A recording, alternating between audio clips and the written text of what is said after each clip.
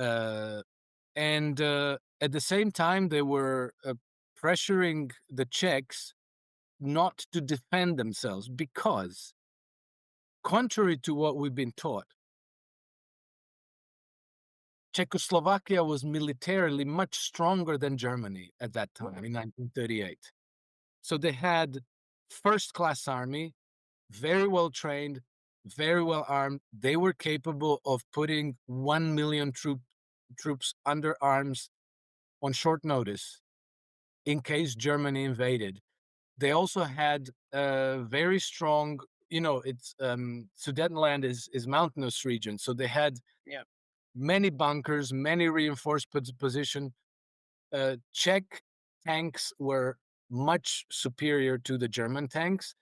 They had all kinds of cannons, howitzers, and so forth. So when Hitler finally decided he wanted to invade Czechoslovakia, his general staff was so alarmed that they concocted a plan to have Hitler assassinated because they thought he was going to destroy the German military. They Yeah. knew this would have been a disaster. Buy my novel, Escape from the Village, from major booksellers online. Go to escapevillage.com. Subscribe to the Substack. Go to fountainheadforum.substack.com. Support the forum. Go to buymeacoffee.com/fountainheadforum. Thank you. Welcome to the party, pal. This is Fountainhead Forum 304. We're talking again to Alex Kreiner. He's a financial advisor. He follows trends and knows a lot about history. He also served in the Croatian army, so he knows about the hell of war. Alex is also definitely an expert in history. We're going to talk about the events leading up to World War II because there's been a lot of talk about that. Who really are the heroes and the villains in all this? So, how are you, Alex? Doing well, thank you, Chris. Okay, so well, the arm, we had the armistice between the Germans and the British at the end of World War I, and this was after there was a revolution. Of course, one little thing that's forgotten for starters is the British still maintained this blockade on the Germans until June of 1919, which was kind of a starvation blockade. We also had a few little skirmishes, with the Russian Civil War and the Poles and some other things. So, what can you tell us about, what starting in 1918? What can you tell us about the events of that time? Uh, the events themselves, not so much, but the general picture is that the whole reason why World War One was even launched and orchestrated was to destroy Germany. And I don't really know whether, okay, I don't really know whether the intent was immediately to begin orchestrating World War II, but let's say that there are well-founded suspicions why some people do actually believe that. And so after World War One, Germany was basically uh, going from crisis to crisis, economically, financially, politically, in every way. And this ran into the 1920s when we had basically the beginnings of a new rearmament plan led by the American bankers through the Dawes Plan, and then later by the Young Plan. Is that And Jung or Young as in Young?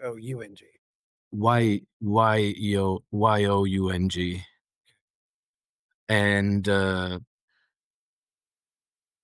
and so the large investments into German heavy industries were funded, and then in the late 1920s they started pushing Hitler, and it took them until 1933 when they put Hitler into power.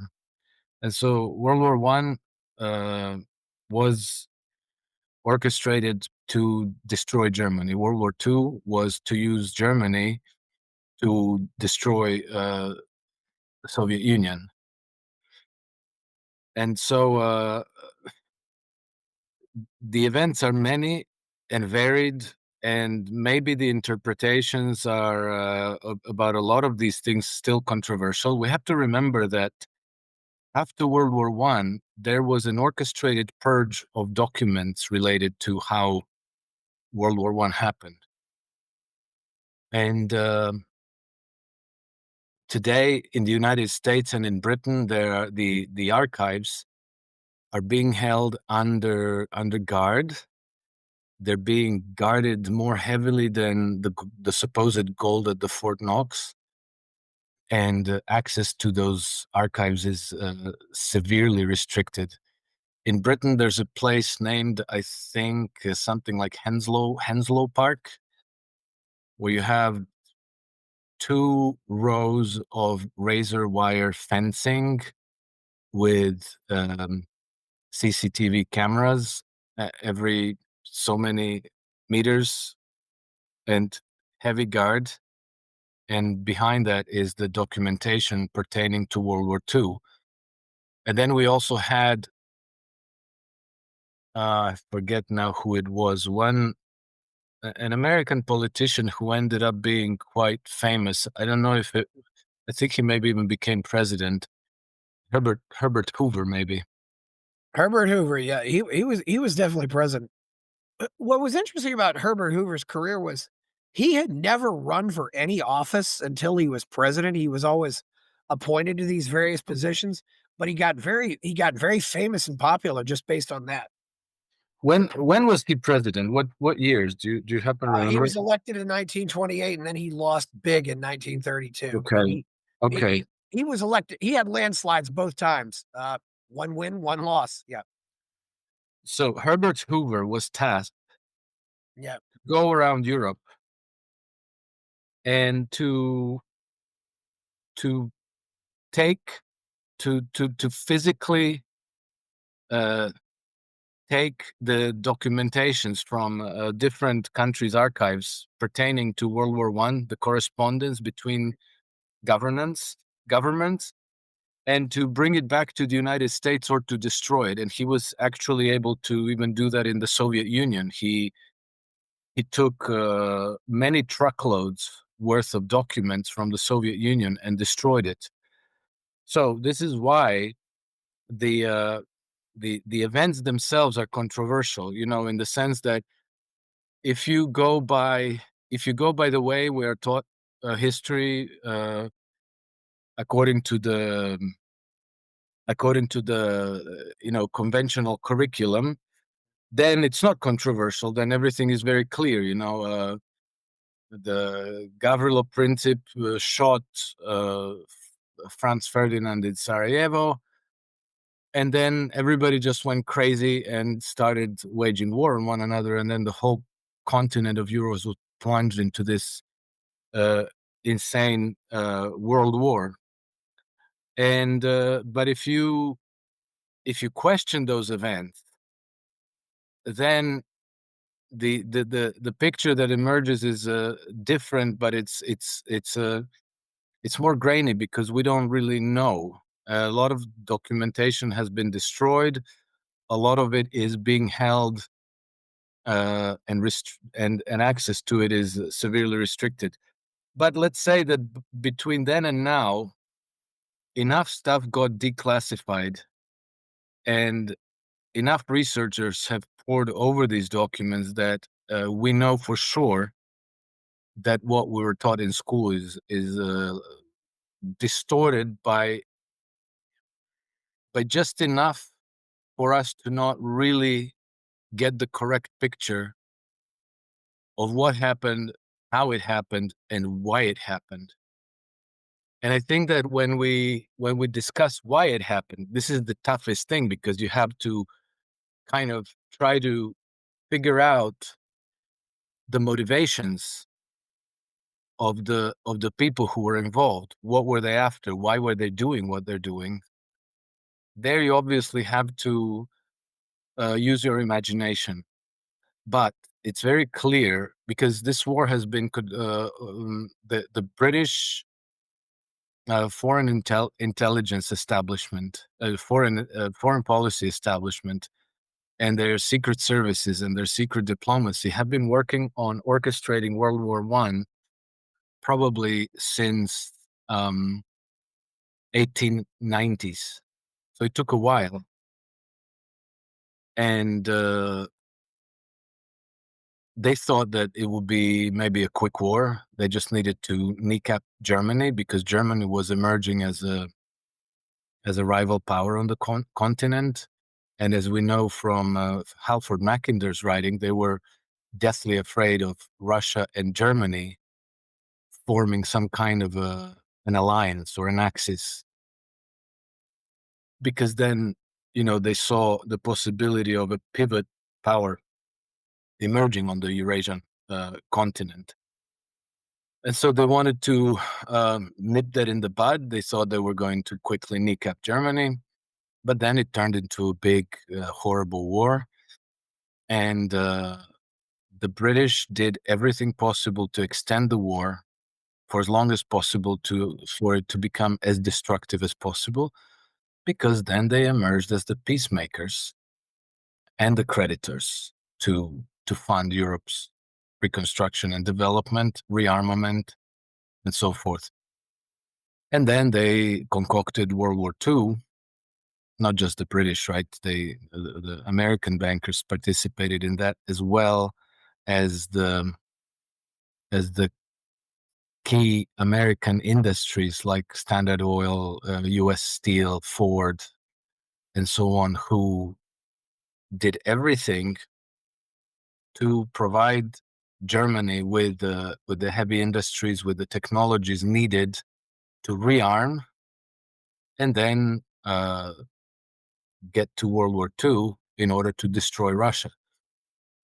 Going back to Halford Mackinder, we know that the British Empire's overarching imperative always has been to establish and maintain hegemony over the whole Eurasian landmass.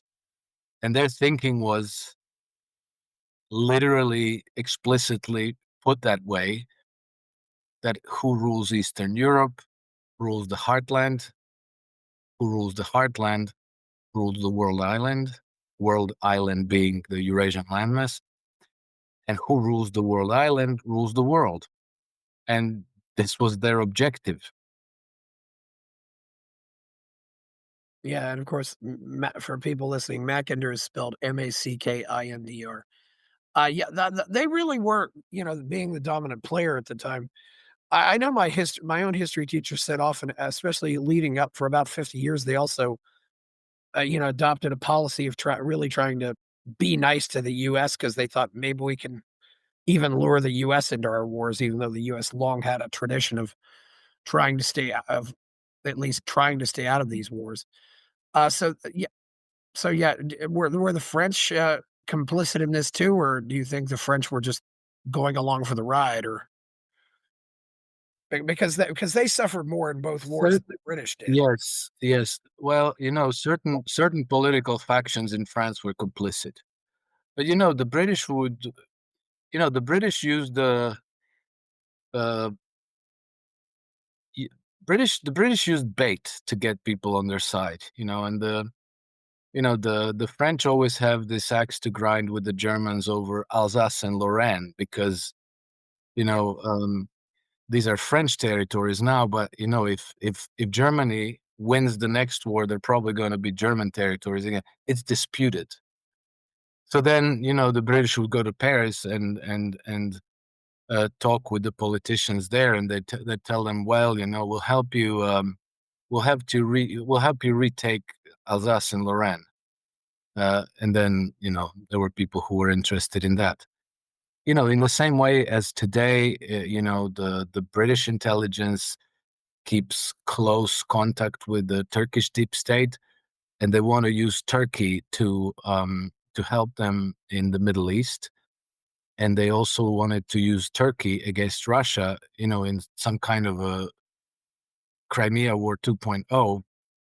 And the lure that they use there is they are promising that they will support Turkey's territorial ambition across the central central strip of Eurasia running from the Mediterranean, so Turkey proper, all across to China, to establish this great tyrannia, because these are all, as you go east, these are all Turkic people who speak Turkish or similar language to Turkish.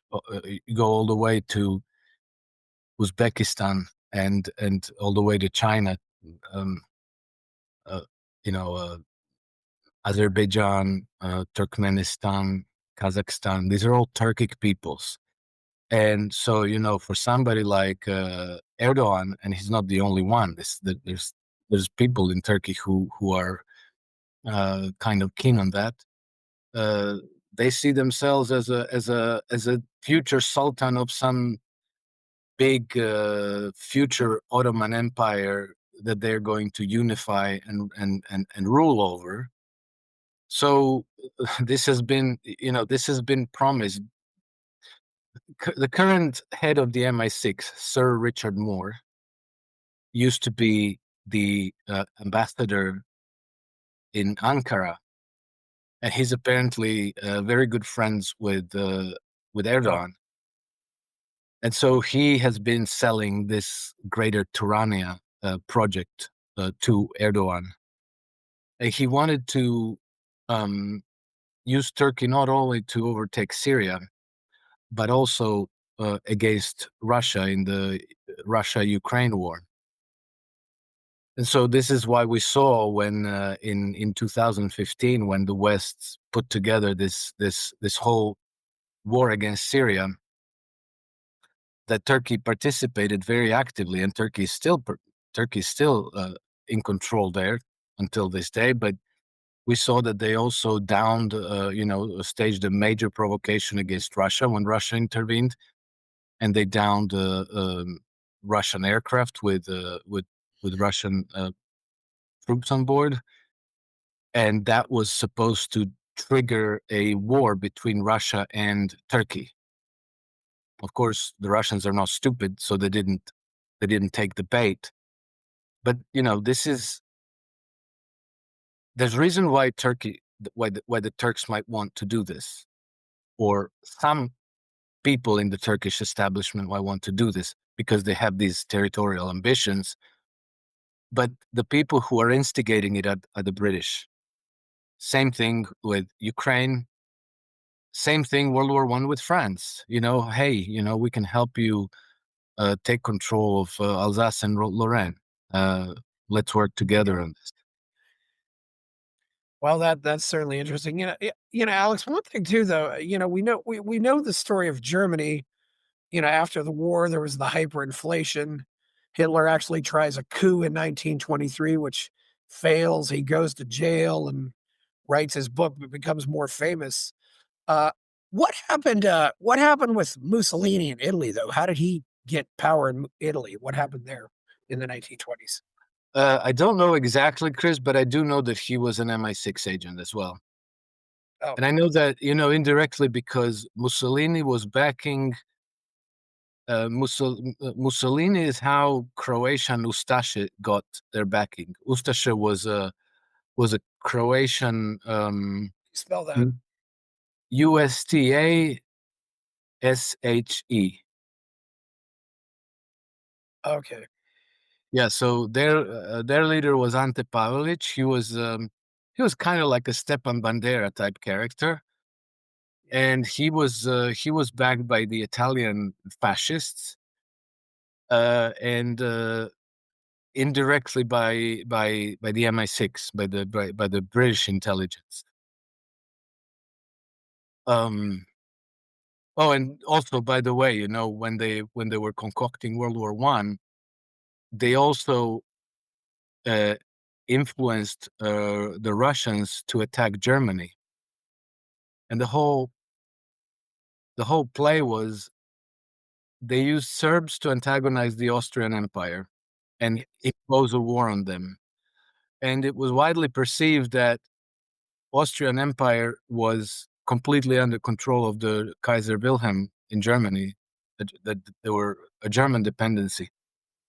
So that if Austria actually attacked Serbia militarily, that everybody blamed Germany for that, and so that they arranged this so that if Austria attacked Germany, the Russians would immediately, to come to the aid of their, fellow Slav Serbs, they would immediately attack Germany, which is what they did.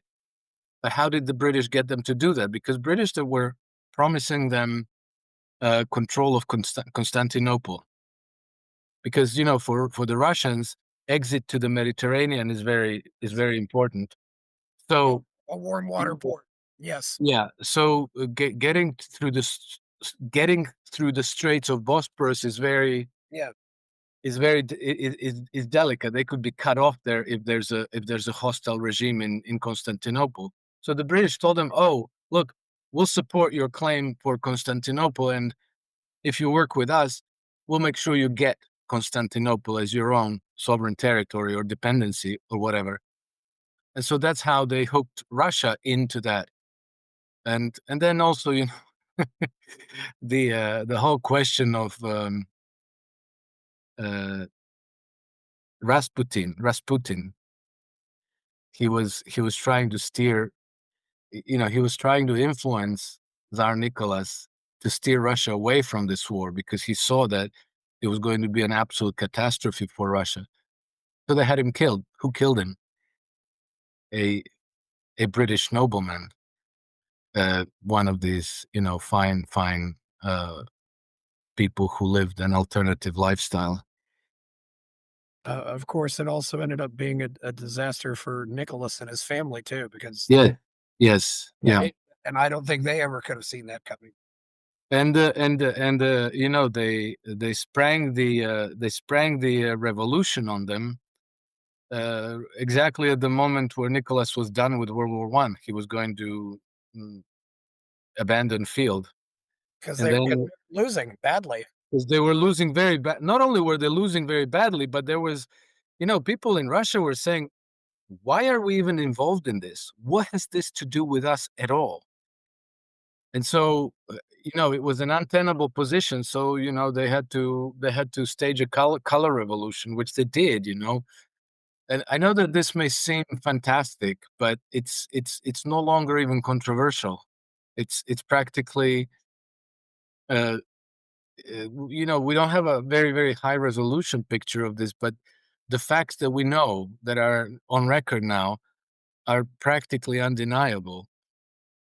Um, Trotsky and Lenin weren't labor leaders, revolutionaries in Russia. They were brought to Russia in order to stage the revolution at the dawn of the revolution. They were, um, Lenin was sent from Switzerland, and the German secret intelligence arranged for his train to pass across Germany to St. Petersburg. And Trotsky was sent from New York, where he spent some time getting his marching orders. And he was sent there with suitcases full of money to pay for the protests, and then they did. But the Bolsheviks were only able to secure Moscow and St. Petersburg. They were hated. They were not supported across Russia. And then the West sent large numbers of troops from Poland, Czech Republic, from Britain, from the United States, from Japan, and it was all under the guise of helping the White Russians against the Red ones. But in actual fact, they were helping the Red ones defeat the White Russians and take their gold. So the British ended up taking all the Russians' gold. Is that what you're saying? Or I don't know who took it, but they did take it. I assume it was the British, but maybe some of it went to New York, but yeah. I think that the bulk of it went to London. And it's also forgotten too. Germany helped a lot of these independence movements. I mean, Finland, the Baltic states, they all got independent with the help of Germany because of the collapse of the Russian Empire. And of course, there were two revolutions. There was the Tsar abdicated in February of 1917, and then Kerensky was the prime minister or president for a while. And then Lenin and the Bolsheviks took over in the fall. So yeah, that Yeah, was yeah. The February event could be properly called a revolution. The November event uh, is was a coup. yeah, it was yeah, that's true. So we're leading up to so let's so obviously we're going along with this, but so leading up to the events of Germany, I do know that the industrialists were very involved with the Nazis. Fritz Thyssen was a German industrialist, and you might know that he was a good buddy of Prescott Bush, and Prescott Bush was the father of George Bush, and then it was also the father of the next George Bush. So, uh, you know, so what was what can you tell us anything interesting about the rise of Hitler in Germany and how he eventually became chancellor in 1933? Um, yeah. Well, again, in in in broad brush terms, basically, uh, he has been pushed into power for many years.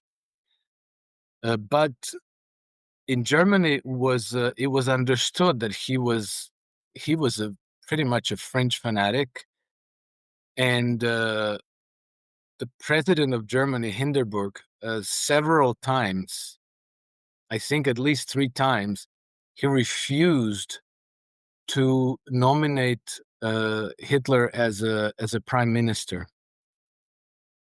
And then eventually he because he knew how dangerous he was, and he even made public statements about how dangerous he was and how this would lead Germany into war and all kinds of disasters. And then in 1933, he was finally maneuvered into yielding, and then he signed after the elections in And right 32. I believe it was every 7 And years.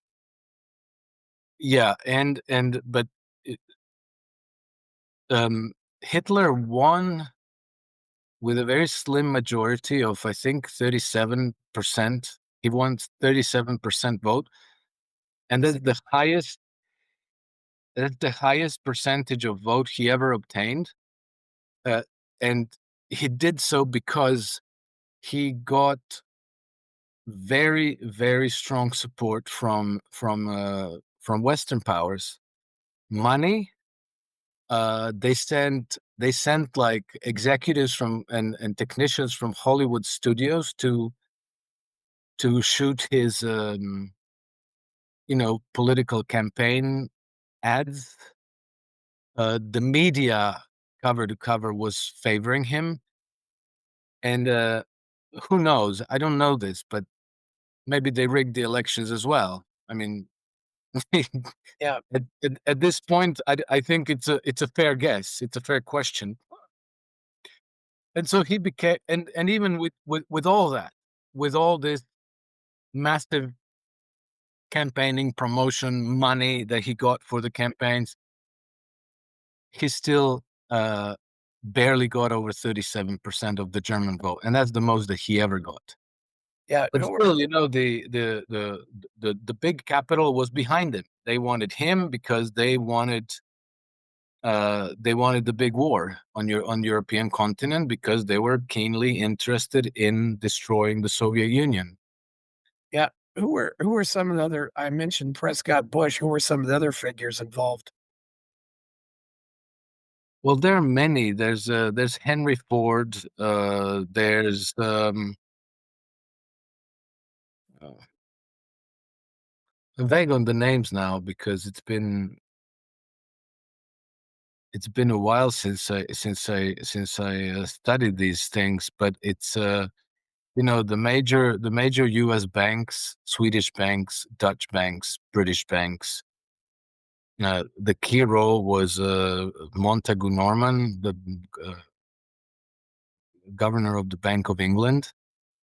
Um, his best friends forever, Hjalmar Schacht, who became Germany's central banker, who came from Wall Street. Hjalmar Schacht was a Wall Street banker before they sent it back to Germany to become first governor of the Reichsbank, and then the economy minister, and then governor of the Reichsbank again, and then one of the founders of the Bank of International Settlements. So it was a fairly broad coalition of Western financial interests that was backing uh, the Nazis and Adolf Hitler. And the names, yeah, if you ask me, the bankers, I can't come up with so many names, but then you had Neville Chamberlain and Lord Halifax and um, Edward Grey and Yeah, Neville Chamberlain, of course, was yeah, prime minister of Neville Chamberlain was the prime minister, yes, but he was 1937 to 1940. yes. There are many names, uh, but And names, yeah. the thing is, the history of we as we were taught in school is Mhm.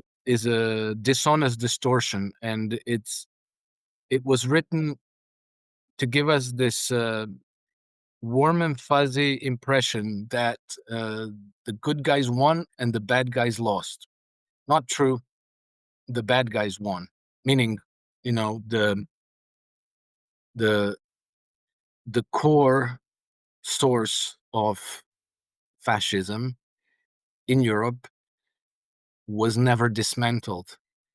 It went into a retreat, it regrouped, and today they are at it again. Yeah, so moving along here, Hitler takes over, basically becomes a full-blown Yeah. dictator by 1934 when Hindenburg died. We should also point out Hindenburg was probably in a lot worse shape than Joe Biden was. I mean, in his last days. I mean, this guy did not know what was going on. Somebody said that the last time he talked to Hitler, he thought Hitler was Kaiser Wilhelm. I mean, it was so we're leading up to the events, and we probably should have, although they were never in the war, we probably should at least mention Franco in Spain. I mean, what happened there? I mean, the Germans and the Italians were helping him out, and the Russians were helping out the Republicans after the monarchy abdicates. It was a very strange thing that happened in Spain and in Greece, by the way, and that is that, well, in Greece actually after World War II, but it seems that, okay, I watched this film maybe 10 years ago, but I would encourage your viewers to look up the documentary film The Power Principle, which is, I think it's like 3 or 4 hours long, but it's well worth watching because, we again, the way we learned in school what happened is, like a civil war between the communists and the capitalists, and then, the Soviets supported the lefties, and the Western powers supported the conservatives, the capitalists. But actually, it was there was there was also a genuine uh, libertarian movement in the middle of this, and everybody was against them. And when they were about to win, is when there was an intervention from the Soviets to crush them. Um, I'm vague on the history. I should just Okay. encourage your viewers to see the power principle, because that's maybe a very relevant interpretation of that part of history. Yeah, well, I've just heard, that Spain was really a training ground for the big war that came next, so that's why I brought that up. Of course, Franco took over in 1939 and lived until 75, and as a result, did keep Spain out of the war wisely. But there does seem like to be maybe there's a Catholics versus Orthodox element to all this too. It seems that way. the Russian Empire backed the Serbs, they were both Orthodox, I don't know if that influenced it, or do you think that influenced it at all? I'm not sure. I mean, I see that the Catholic Church has a very strong tendency to be on the, and I speak as a Catholic, I am a Yes. Catholic. Yeah, and you're from Yeah. Croatia, yes. Yeah, the Catholic Church has a very solid track record of being on the wrong side of history at every critical juncture in the world. And I don't really know how the plumbing of the system is exactly laid out, and how which what leads and what influences. It seems to me that there's some kind of a banking link up where, at some point in history, I think in the late 1800s or so, the Rothschilds took over the Vatican Bank, or at least they became the lead bankers for the Vatican. And so, because the Vatican also sided with London and Paris against the United States during the Civil War, against Lincoln, and on the side of the South, which was backed by London. But when they dress it up in Catholics versus Orthodox, I don't really buy that at all, because this is how you get people excited about things, but this is not what's actually moving the events. I mean, the same happened in the early 1990s when we had the war of succession in former Yugoslavia. When former Yugoslavia was falling apart, and then each individual republic went its own way. Then, if you read the media, you would say they were talking about these centuries old hatreds, and you have Catholics in Croatia and Slovenia, and you have Orthodox in Serbia. None of this mattered. It didn't matter until they made it matter, and then you use these differences for inflammatory purpose. You use these differences to draw a division between people and say, like, hey, look, they're different than you. They're up to no good, and you should be very scared and distrustful of what they're planning for us. But as a matter of fact, it doesn't really matter. It's not that. And you can see also that in Ukraine now. They were same church, uh, Russia and Ukraine, essentially the same thing. The Russians are Orthodox Christians, Ukrainians are Orthodox Christians. They went to war not because of the difference between their religion or their race, but then in the process, the Ukrainians, well, the junta that's in charge of Ukraine started changing the Ukrainian Orthodox Church into something completely different that's opposed to the Russian Orthodox Church. So it seems to me that those things come after, and they're only used to sow divisions among people, divide and rule, and that it doesn't even figure in the slightest as a causal factor behind the wars. Yeah, okay, so, well, we got about 4 minutes left. The thing that really motivated me to talk about this is you talked about what happened after Hitler started, taking over. I mean, so they took back the Saarland, they send the military into the Rhineland, but then in 1938, they take Austria without a shot being fired. But then you also discussed what happened with Czechoslovakia, which was a really evil thing that happened there. Can you tell us, what happened there? So Austria was 1937. Uh, Czechoslovakia was 1938, and now this is the exam I passed many months ago. Yeah. And there are certain events that happen which, you know in order for you to get the exact correct gist of what happened there, the the timeline is very very very important. and I put that in a series of articles on my blog called "The Naked Hedgie." There's 3 articles about the appeasement, what the real actual truth is. But to put it in broad brush again for your viewers, basically the government of Neville Chamberlain, and no, not even the whole cabinet, but the very narrow foreign establishment cabal there that included Edward Grey and Lord Halifax. They basically stage managed the events. Um, Again, if you studied this in school, you would think that, oh, Germany was this big, very aggressive, militaristic rising power, and they were going to invade Czechoslovakia and take it over. Well, they were And invading land because there were German-speaking people living there, but yes. yeah, supposedly. And well, yeah, we're talking about the standard curriculum, right?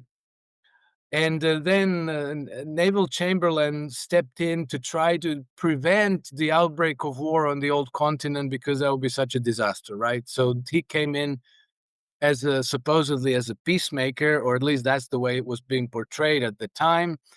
And he thought, gee, these Germans are so strong and powerful and so aggressive and dangerous that maybe the how do you call it?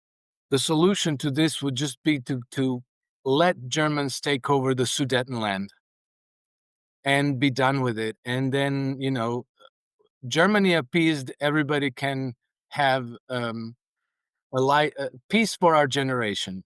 Yeah, Yes. that's how he put it. But in actual fact, the British were working on encouraging Hitler to take over the Sudetenland and then the whole rest of the Bohemia and Moravia. Yeah, and Slovakia would be a independent country, yeah. Yeah. Uh, and at the same time, they were pressuring the Czechs not to defend themselves because, contrary to what we've been taught, Czechoslovakia was militarily much stronger than Germany at that time in 1938. So they had first-class army, very well trained, very well armed. They were capable of putting 1 million troops under arms on short notice in case Germany invaded. They also had a very strong, it's Sudetenland is mountainous region, so they had Yeah. many bunkers, many reinforced position. Czech tanks were much superior to the German tanks. They had all kinds of cannons, howitzers, and so forth. So when Hitler finally decided he wanted to invade Czechoslovakia, his general staff was so alarmed that they concocted a plan to have Hitler assassinated because they thought he was going to destroy the German military. They Yeah. knew this would have been a disaster. So it was like a 3-stage plan. Yeah. Stage 1, they thought, let's try to dissuade Hitler from doing this. Stage 2, let's get the British to help us out. So they sent out all these emissaries to talk to the British to tell them, oh my God, Hitler is going to do this. Please, please stop him. This is going to be a catastrophe.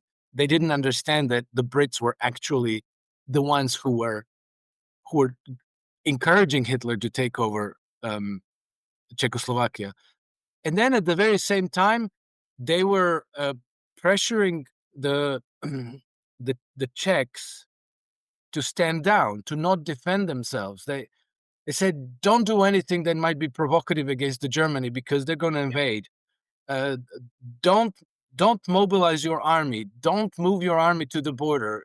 The Germans are going to see this as a provocation, and it's going to be a disaster." So in the end, with all this arsenal, with all these 1 million troops under arms, with everything, um, Czechoslovakia did not even defend themselves at all. Yeah.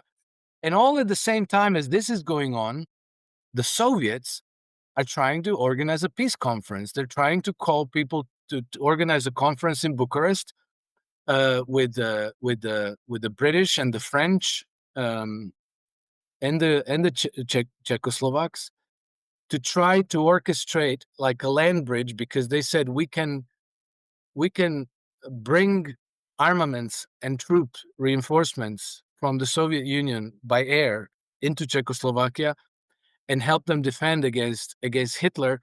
And then they said we can push into Germany and demilitarize and denazify Germany relatively easily, because at that time in 1938, German military was quite weak. Yeah.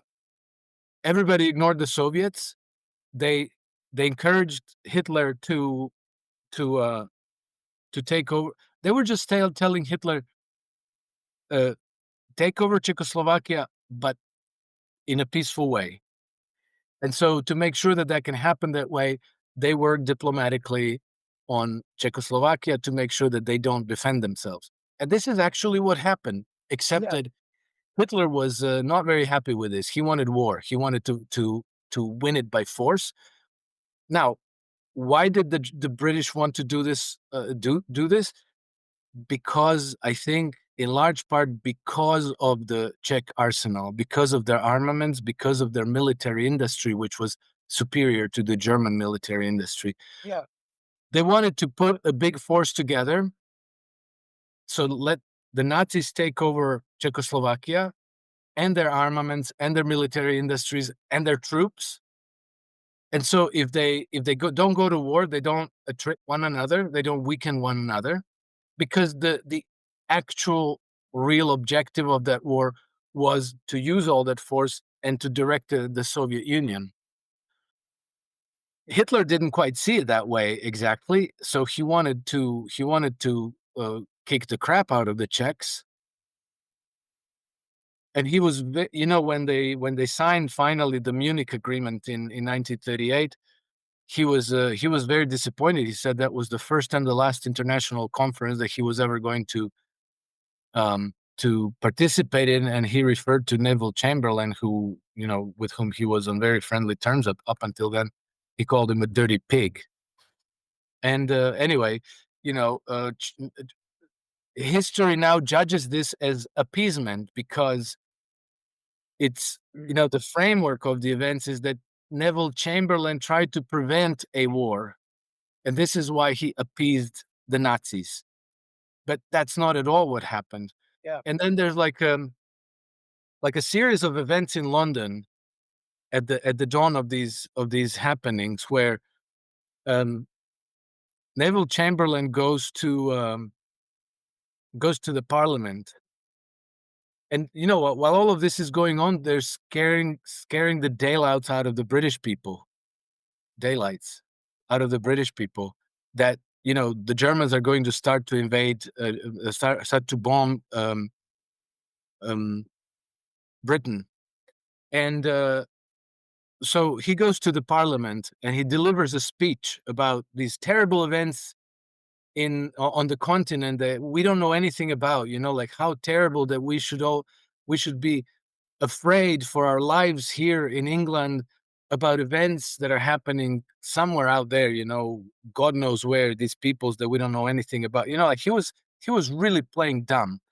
And then, while he's giving this speech, somebody comes into the Parliament and delivers him a note.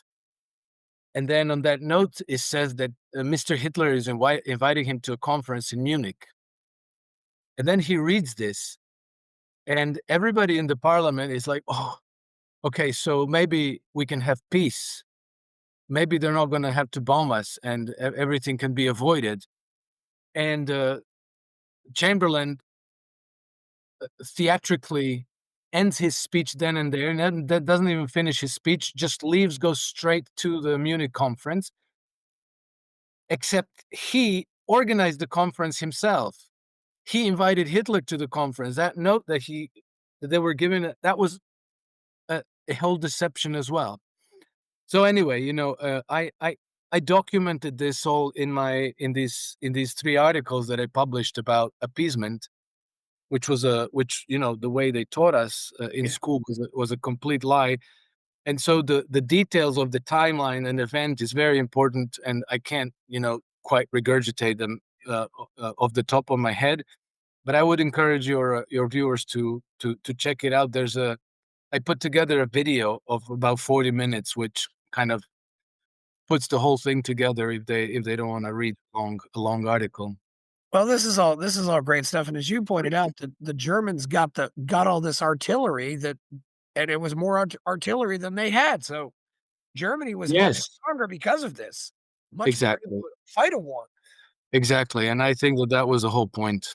Yeah, it's just because this really was I mean, and it's very funny lately, Alex, because a lot of people are demonizing Churchill, but Churchill wasn't prime minister until I think May of 1940. So really, he had very little to do with this, right? Well, Churchill deserves to be demonized and then some, because the way it works in Britain, you have the actual source of power, and then you have the political class. And here on the political class, you have the illusion of choice. You can vote for Tories or you can vote for Labour, or you can vote for some other party that emerges on a given day. But they are all in cahoots. And, when they see that one faction is going to die out, they already have the next faction prepared. Now, today, it's clear to everybody that Keir Starmer is so profoundly unpopular that his government is going to fall. It's only a question of time, and it's probably Yes. not a very long time. So they already have Nigel Farage in the wings, waiting to take over. But Nigel Farage is a servant of the City of London every bit as Keir Starmer is. So you get a different wrapping around the same package, but you're going to get the same. British foreign policy in our lifetimes, let's say the last 20 years, has been a constant continuum, regardless of who was in power. You had David Cameron, then you had Boris Johnson, then you had Theresa May, then you had uh, Liz Truss, then you had Rishi Sunak. Now you have Labour, you have Keir Starmer, then you're going to get Nigel Farage. But the, does the is there any change of British policy, either in monetary terms, in economic terms, in foreign policy terms?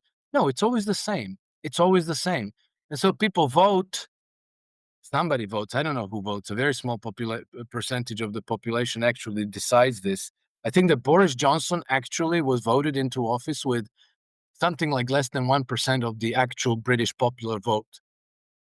Um, so The party gets control of parliament, then they pick the prime minister from the party. It's yeah, yeah, yeah, yeah, yeah. Exactly, don't exactly. actually vote. Yeah, exactly. Like in Canada. So, but when you take how many individuals actually voted for Johnson or whoever, Starm, it's it's tiny. It's tiny. It doesn't even matter. It has really nothing strictly to do with democracy. And then um, Liz Truss gave us, I think, a very, very important revelation when she came a couple of months ago. She was promoting her book, and she was in Steve Bannon's war room. And there she said that when she became prime minister, she thought she was going to get to implement conservative policies and this and that. And then she said, when I got there, I discovered that I don't hold the levers of power, that it's the Bank of England who holds the levers of power. And then obviously, the problem is that you can then get rid of Liz Truss, and you can get rid of Keir Starmer or whoever happens to be the prime minister, but you can't get rid of the Bank of England. And Yeah. it's the Bank of England who holds the levers of power, as it did in World War II and as it did in World War I. and as they did probably since 1694 when the Bank of England was established. So this whole thing with kings and parliaments and prime ministers, it's make believe. It's not real. It gives people the illusion of control, of choice, of it's stringing them along from election to election, where you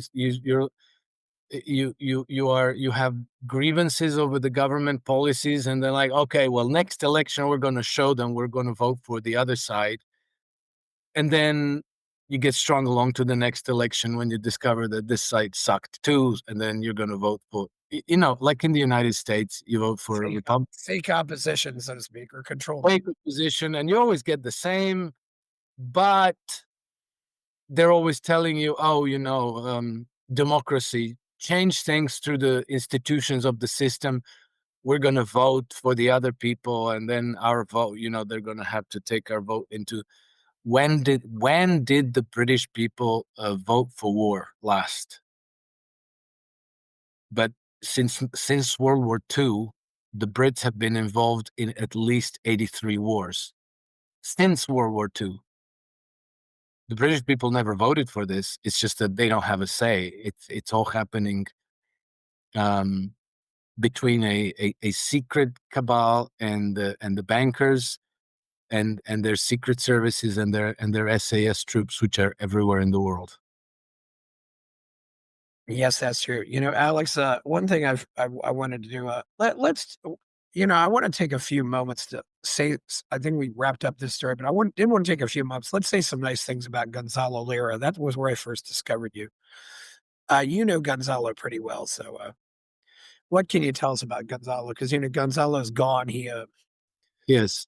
apparently killed by the Ukrainians as he was trying to get out. Well, not apparently. He was killed by the Ukrainians. He was in their custody. He was not given proper medical care when he was severely ill, and they just deliberately let him slowly die in agony.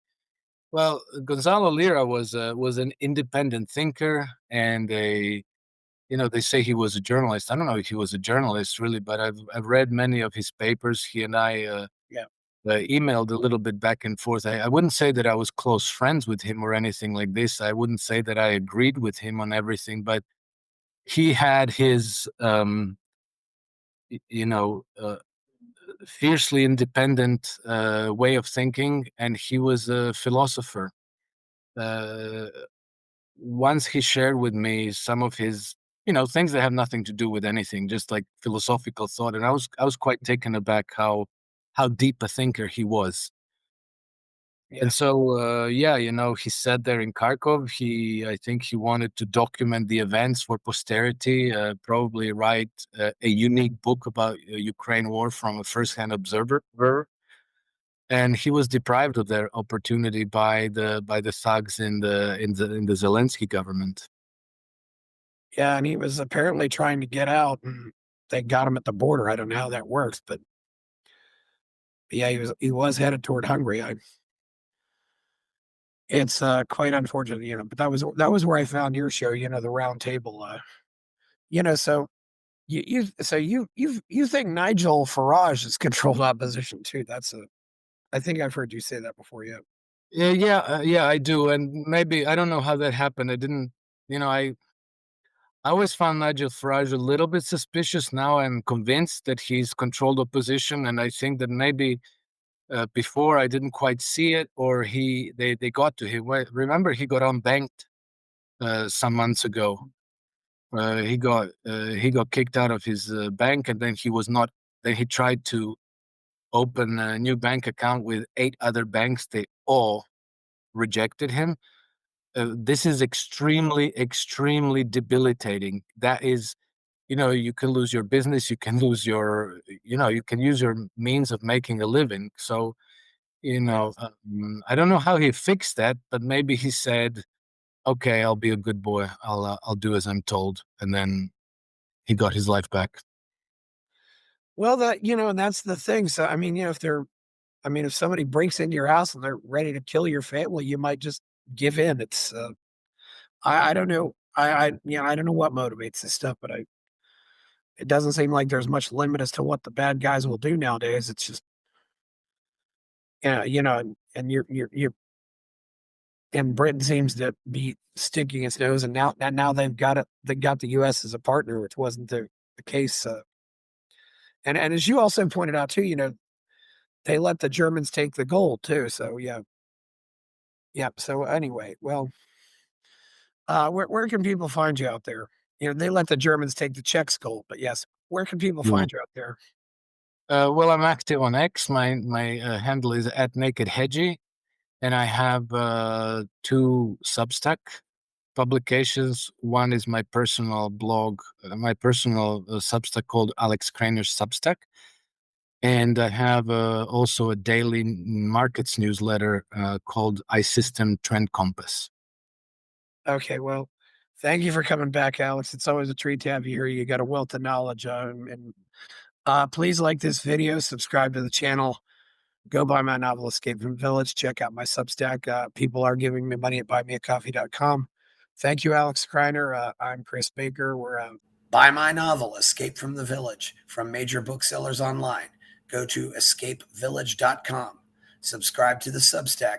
Go to fountainheadforum.substack.com. Support the forum. Go to buymeacoffee.com/fountainheadforum. Thank you.